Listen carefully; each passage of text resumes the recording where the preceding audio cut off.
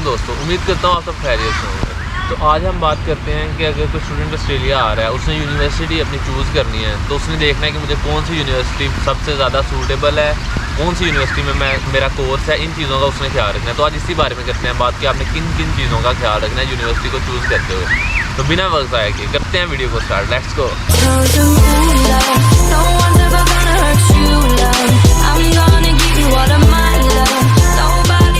हाँ जी गाइस, तो अगर किसी बंदे ने ऑस्ट्रेलिया में आना है और यूनिवर्सिटी चूज़ करनी है, तो उसके पास यूनिवर्सिटीज़ के जो ऑप्शंस हैं वो क्या क्या होते हैं। सबसे पहले उसने कुछ चीज़ों का अपने दिमाग में एक इमेज सा बना लेना है कि उसके पास बजट, सबसे पहले उसके पास बजट कितना है, कि क्या उसने अपनी फ़ीस खुद से पे करनी है या उसकी फ़ीस उसके घर वाले पे करेंगे। एक चीज़ ये हो गई।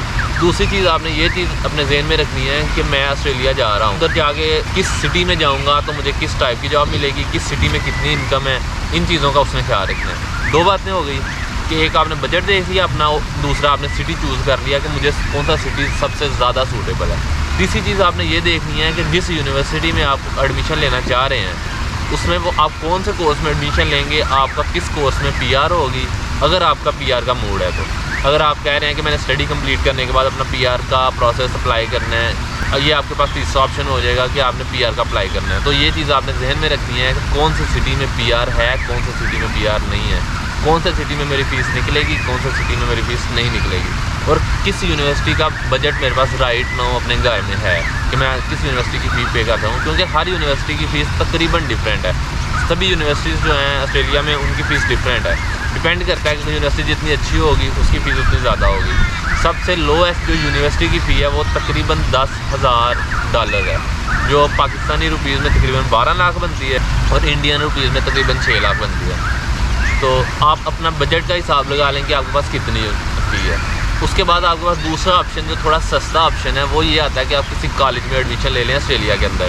लेकिन कॉलेज का वीज़ा इतना स्ट्रांग नहीं होता जितना यूनिवर्सिटी का वीज़ा स्ट्रांग होता है, क्योंकि गवर्नमेंट ये सोचती है कि अगर इसने कॉलेज में ही आगे पढ़ना है तो ये अपने कंट्री में क्यों नहीं पढ़ रहा, ठीक है। लेकिन वीज़े लगते हैं कॉलेजेस के, बहुत ज़्यादा वीज़े लगते हैं। ये ऐसी बात नहीं है कि वीज़े नहीं लगते, लेकिन बहुत कम कंसल्टेंट है जो कॉलेजेस का अप्लाई करवाते हैं। इसलिए आप रिस्क से बचने के लिए आप किसी यूनिवर्सिटी में एडमिशन का अप्लाई करें, किसी सस्ती यूनिवर्सिटी में कर लें। उसके बाद आपने अब कोर्स सेलेक्ट करना है कि आपने किस कोर्स में एडमिशन लेना है। आपकी अगर आपने ग्रेजुएशन की हुई है तो आप कोशिश करें कि आप जिस कोर्स में आपने ग्रेजुएशन की है उसी कोर्स में आगे आप मास्टर्स करें, क्योंकि अगर आप कोर्स डिफरेंट करेंगे तो आपको पढ़ने में थोड़ा मुश्किल आएगा।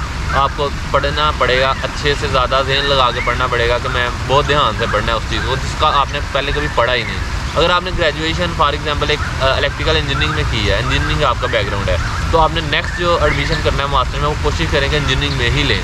लेकिन उससे पहले SOL लिस्ट चेक कर लें कि आपका कोर्स क्या PR लिस्ट में है या नहीं है।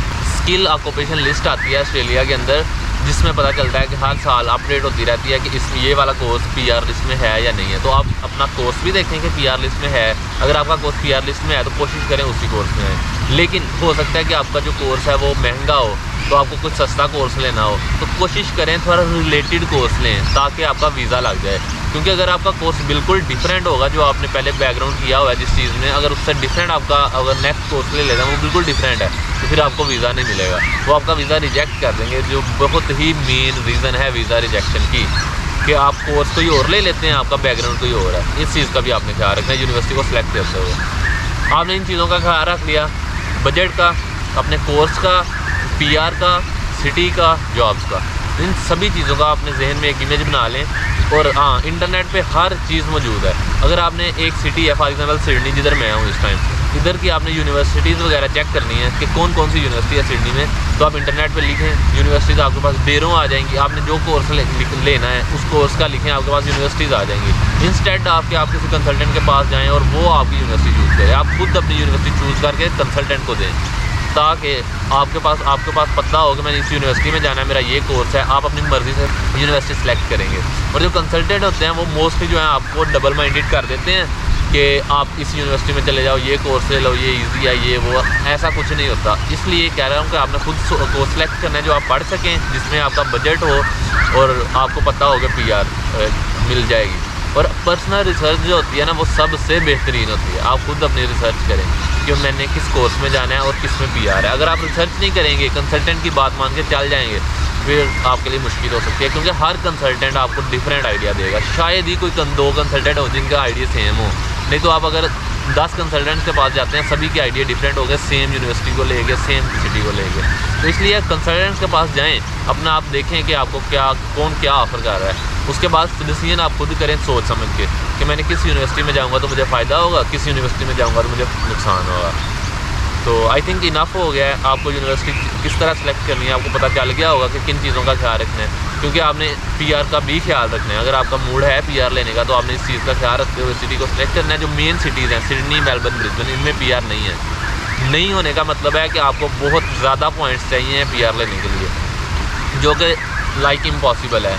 लेकिन कुछ लोगों को मिलती भी है इधर, जो बहुत ज़्यादा मेहनत वगैरह करते हैं, पीआर के पीछे हाथ धो के पड़ जाते हैं, सिडनी में रह गई, उनको सिडनी में रह गई मिल जाती है।